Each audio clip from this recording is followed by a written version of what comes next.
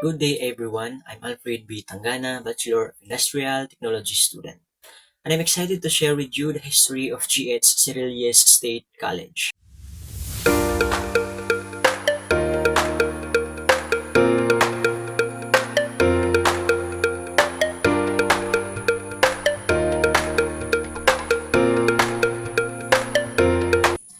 It all started back in 1983 when the school was named Josefina H. Memorial Barangay High School in honor of the Assemblyman's beloved wife. Imagine, it was just a small school built with light materials, but it had a strong vision, a dedication to education, and a community that relied around it.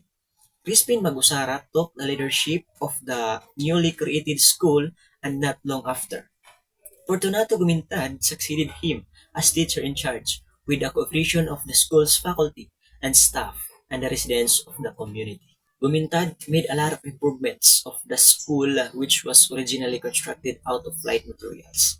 On February 25, 1995, Josefina H. Cerilles National High School was converted into Josefina H. Cerilles Polytechnic College by virtue of the Republic Act 7895, authored by Congressman Antonio H. Cirillas.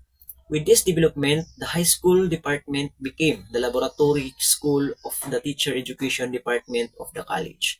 After 6 years, the CHED supervised institution, GHCPC, was converted into GH Cirillies State College. On August 11, 2001, by virtue of the Republic Act 9159, authored by Congresswoman Aurora Enerio Cirillas.